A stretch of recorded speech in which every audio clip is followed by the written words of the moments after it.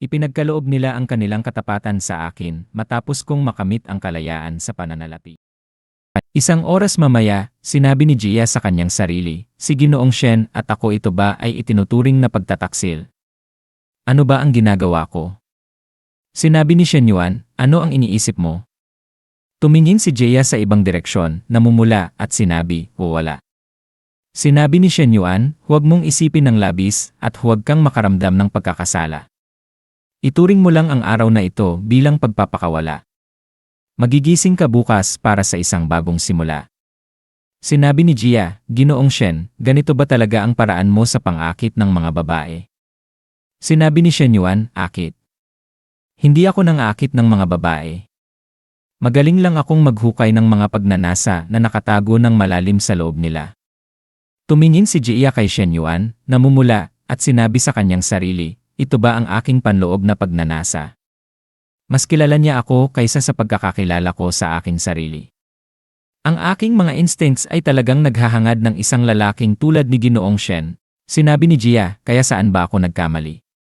Sinabi ni Shen Yuan, sa iyong mga mata, iyong mga kilos, iyong paraan ng iyong pagkilos, at sa mga bagay na gusto ng iyong subconscious. Sinabi ni Gia, mukhang tama si Suli. Ang isang lalaking tulad mo ay madaling makakonsumo ng isang babae at wala nang matitira. Sinabi ni Shen Yuan, hindi naman ako yung tipo na tatakbuhan lang at magpapanggap na hindi kita kilala. Sinabi ni Gia, ngunit pakiramdam ko ay naging marumi na ang aking relasyon sa kanya. Pinindot ni Shen Yuan ang noo niya at sinabi, tanga, sa tingin mo ba talagang totoong pag-ibig ang iyong online romance? Sinabi ni Gia, ha? Sa tingin mo hindi? Sinabi ni Shen Yuan, hindi pa kayo nagkikita sa personal. Ang iyong mga damdamin ay lubos na nakabatay sa mga teksto at mensaheng boses. Marami sa mga ito ay umiiral lamang sa iyong isipan. Kung gaano kaperpekto ang iniisip mo sa kanya, ganoon din kalaki ang iyong pagkasisira ng loob kapag kayo ay magkita na sa wakas. Sinabi ni Gia, Yilne, inaamin ko na may punto ka ngunit habang nagsasalita ka, pwede bang huminto ka sa paghawak sa akin ng ganyan? Habang hinahawakan ni Shen Yuan ang kanyang likod, sinabi niya, akala ko hindi na tayo kailangang maging estranghero. Sinabi ni Gia, medyo mahirap na hindi maging ni. Lumapit si Shen Yuan at sinabi, tumigil na tayo sa pag-upo dito at pag-uusap. Tara, maligo tayo. Isa pang oras mamaya, sinabi ni Gia, Ginoong Shen, hindi ko talaga ma-imagine kung paano hinahawakan ng iyong kasintahan ang ganito. Habang nanginginig ang kanyang mga tuhod, sinabi ni Shen Yuan, mga pangunahing bagay lang. Sanay na siya. Habang pinupunasan ni Shen Yuan ang kanyang buhok, bigla siyang tumingin kay Gia, nalito, at sinabi, Gia. Tumingin si Gia sa ibang direksyon, namumula. Ang kanyang pagmamahal kay Shen Yuan ay tumaas sa 60. Sinabi ni Shen Yuan sa kanyang sarili, si Butler G ay talagang nakakuha ng mga puntos ng pagmamahal. Ang pag-apula ng apoy ay talagang ang pinakamahusay na paraan. Sinabi ni Shen Yuan, kunin mo ang pera. Kapag may libreng oras ka sa susunod na ilang araw, pumunta ka sa mga luxury boutiques at pumili ng ilang bagay at ipadala mo sa akin ang bill, ako ang magbabayad. Nalito si Gia. Pagkatapos ay kinuha niya ang kanyang telepono at tinitigan ito ng may gulat. Nagniningning ang mga mata ni Gia nang makita niya ang Japanese yens 50,000 at sinabi sa kanyang sarili, inaasahan ko na mapagbigay si Ginoong Shen, ngunit hindi ganito karami. Agad siyang yumuko at sinabi, salamat, Ginoong Shen. Pagkatapos ay naisip niya sa kanyang sarili, nakakatawa ako. Sabi ko lang na hindi ko ginagawa ito para sa pera o bilang isang transaksyon, ngayon ang bilis kong tinanggap ito. Tapos na ako. Baka hindi na ako makabalik ni. Sinuot ni Gia ang kanyang mga damit at sinabi, Ginoong Shen, pwede ba akong bumisita sa iyo mamaya? Sinabi ni Shen Yuan sa kanyang sarili, hindi pwede. Gusto ko lang ng kaunting saya sa biyahe. Nahuhulog ba talaga siya sa akin ngayon? Sinabi ni Gia, huwag mong bigyang kahulugan. May plano talaga akong biyahe. Magte-take ako ng aking taunang bakasyon sa susunod na buwan at ang Star City ay nasa itinerary. Ngunit wala akong mga kaibigan doon. Sinabi ni Shen Yuan, sige. Mayroon naman tayong WeChat. Mag-message ka na lang kapag dumating na ang oras. Teka, hindi mo ba sinabi na darating ang iyong kasintahan sa susunod na buwan? Sinabi ni Gia, hindi ko sa tingin kaya ko siyang harapin sa ngayon. Kailangan kong hanapin ang tunay na ako. Baka tama ka. Masyado ko siyang inidealisa sa aking isipan.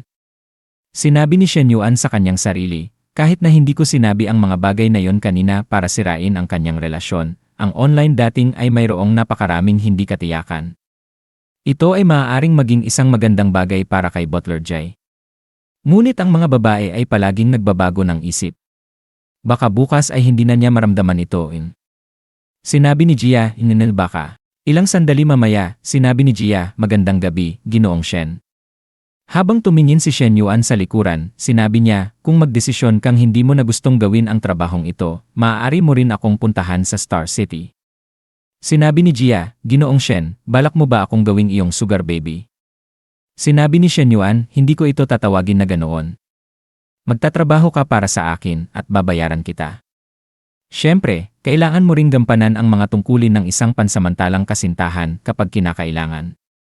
Sinabi ni Jia sa kanyang sarili, "Ito ang unang pagkakataon na may nakita akong taong nagpapakita ng pagiging sugar baby ng napaka-refine." Sinabi ni Jia, "Ganoon ba? Bukod sa pagiging pansamantalang kasintahan, may iba pa bang trabahong kailangan kong gawin?" Sinabi ni Shen Yuan, "Malalaman mo kapag naroon ka na. Mayroon kang 1 buwan para pag-isipan ito. Mag-expire ang alok pagkatapos noon." Pagkatapos ay naisip niya sa kanyang sarili, magiging kapaki-pakinabang ang pagkakaroon ng pribadong butler mula sa isang high-end hotel. At si Butler G ay may 60 puntos ng pagmamahal para sa akin, kaya maaari siyang kumita ng kita anumang oras. Ilang sandali mamaya, naghintay si Suli para sa pagdating ni Jia at sinabi, "Oh, bumalik na ang ating Butler Jai." Habang inaayos ni Jia ang kanyang buhok, sinabi ni Jia, "Kung may kailangan ka, bukas na lang tayo mag-usap. Pagod na ako." Sinabi ni Suli, nakakatawa. "Sabi mo hindi ka nagpapaspa para sa mga kliyente, ngunit sa huli ay napunta ka pa rin sa dulo, hindi ba? Ang ilang tao ay talagang mga ipokrito." Sinabi ni Jia, "Hinintay mo ba ako dito sa labas ng buong oras para lang sabihin yon? Galit ka ba na ni-reject ka?" Sinabi ni Suli, "Hindi ko masasabing galit. Sa tingin ko lang ay may ilang tao na may 2 mukha. Ikaw ay kumikilos ng mas inosente kaysa sa sinuman, ngunit isa ka lang puta." Sinabi ni Jia, "Napakasakit ng iyong mga salita. Siguradong galit ka. Ngunit sa totoo lang, siguro dapat ka talagang magalit." Kinuha niya ang kanyang telepono at sinabi, "Si Ginoong Shen ay medyo mapagbigay. Nag-transfer siya sa akin ng 50,000 at sinabing pumili ako ng ilang regalo sa mga luxury boutiques." Ipinakita niya ang kanyang bank account at sinabi, "Suli, magkano ang karaniwang kinikita mo sa isang gabi? Dapat nasa ganito, di ba?" Sinabi rin ni Ginoong Shen na magaling ang aking serbisyo at gusto niya akong panatilihin. "Suli, nakakilala ka na ba ng kliyenteng tulad niyan? Paano mo karaniwang hinahawakan yon?" Sinabi ni Suli, "Nalito, panatilihin ka." Tumingin siya sa ibang direksyon at sinabi, "Natulog ka sa kanya sa isang gabi at gusto kanyang panatilihin. Nananaginip ka. Hindi ko sasayangin ang aking oras sa iyo." Habang lumalakad siya, natisod siya sa kanyang high heels. Sinabi ni Jia sa kanyang sarili, "Napakaraming respeto ang ibinigay ko sa iyo noon. Iniisip kung paano ako maaaring hindi na maging iyong katrabaho sa lalong madaling panahon, talagang ayaw ko nang magpigil pa." Ano ang iniisip ko kanina? Ibig sabihin ba noon na talagang pumayag ako na maging pansamantalang kasintahan ni Ginoong Shen? Kinabukasan, habang maliwanag ang araw at mainit ang simoy ng hangin mula sa dagat, lumabas sina Shen Yuan, Chen Na, at Chen Xinyu sa beach. Itinaas ni Chen Xinyu ang kanyang mga kamay sa tuwa at naramdaman ang simoy ng hangin na humahaplos sa kanyang magandang makinis na puting balat. Sinabi niya, "Ate, napakaganda dito." Tumingin siya kay Chen Na at sinabi, "Lubos na naiiba mula sa Star City." Hinawakan ni Chen Na ang kanyang straw hat at tiningnan ng maganda, sinabi, "Talaga nga." Tumingin siya kay Shen Yuan at sinabi, "Shen Yuan, dapat ba tayong tatlo ay kumuha ng litrato dito?" Sinabi ni Shen Yuan, na may kanyang Temu shades, "Sige, hahanap ako ng taong kukuha para sa atin." Tinawag niya ang ilang lalaki at sinabi, "Hoy pere, pwede mo ba kaming kunan ng litrato?" Sinabi ng tank top guy, "Ha?" Sinabi ng kanyang kaibigan, "Tutulungan ko kayo. Pare, gamitin na lang natin ang aking telepono. Nagkakahalaga ito ng mahigit 10,000 kaya maganda ang kamera." Habang tinitingnan ni Shen Yuan sina Chen Na at Chen Xinyu, sinabi ng lalaki sa kanyang sarili, ang babae na may straw hat ay malamang ang kasintahan ng taong ito, ngunit ang isa ay maaaring single. Kung gagamitin ko ito para makuha ang kanyang contact info, baka may pag-asa ako sa kanya.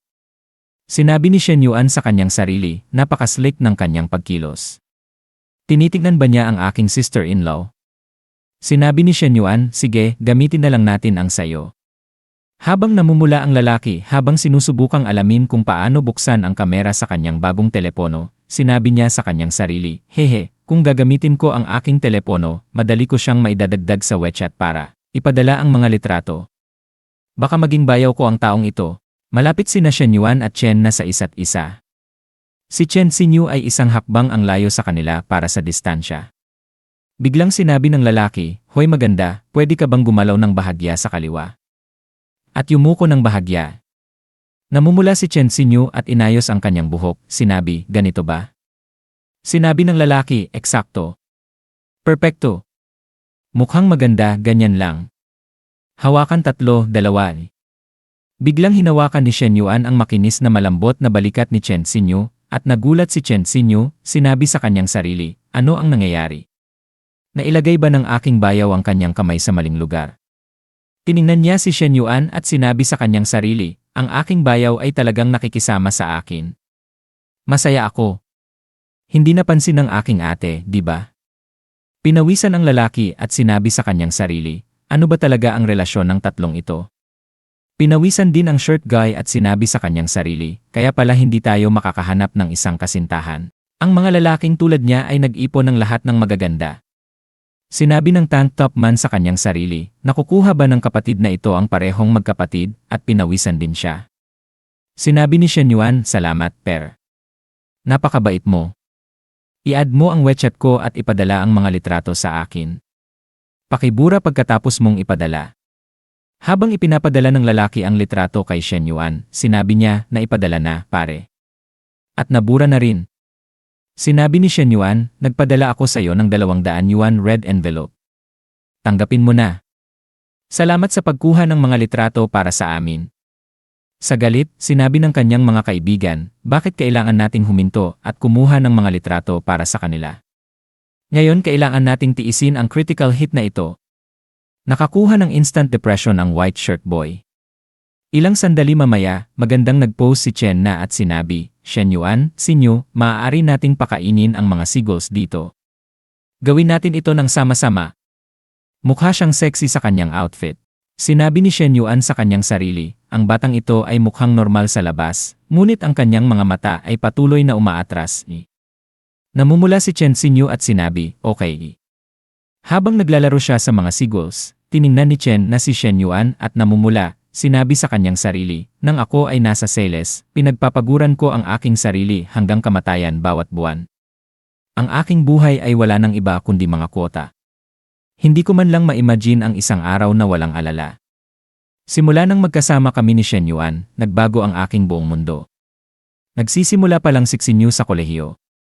Kapag siya ay nagtapos sa loob ng 4 na taon, malamang na ulitin niya ang aking lumang buhay ng paghahanap ng pera.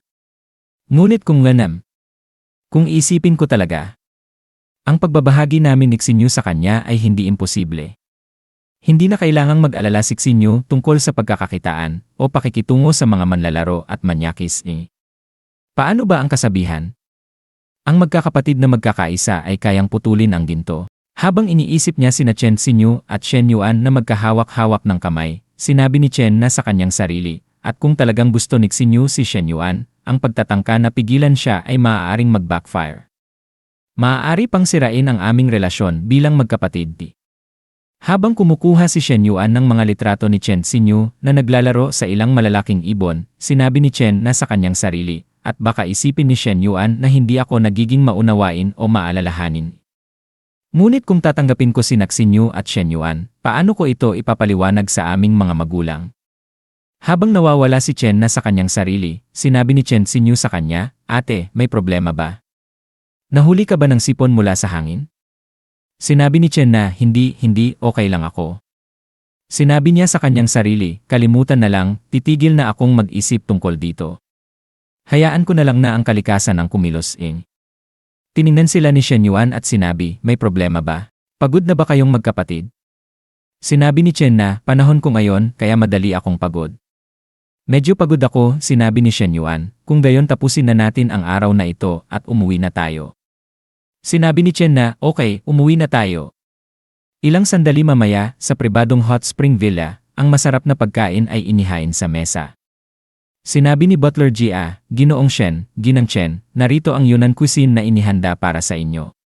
Mangyaring magsaya sa inyong pagkain, habang namumula si Chen Xinyu, habang tinitingnan si Shen Yuan, sinabi ni Butler Jia sa kanyang sarili, ang kanyang tingin ay palaging napakahusay, ngunit puno ng pag-asa. Hindi ito palaging tuloy-tuloy, ngunit sapat na halata na ang mas nakababatang kapatid na ito ay malamang na gusto rin si Ginoong Shen.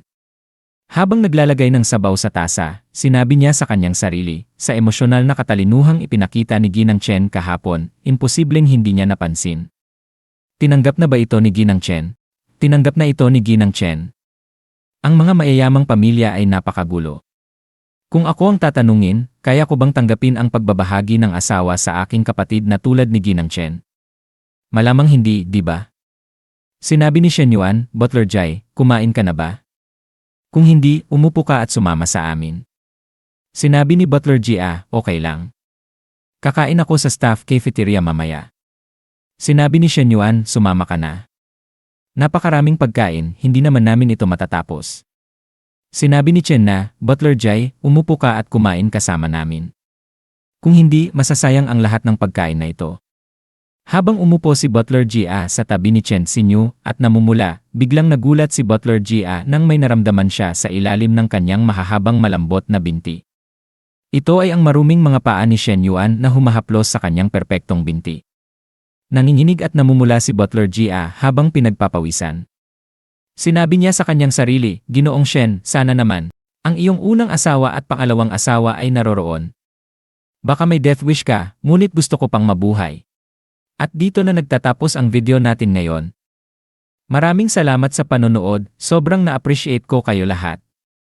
Kung nagustuhan nyo ang content, huwag kalimutang i-like at mag-subscribe para hindi nyo ma-miss ang susunod na mga videos. May gusto kayong sabihin o may tanong? Mag-comment lang sa baba, gusto kong marinig ang opinyon nyo. Hanggang sa susunod mga kagoto.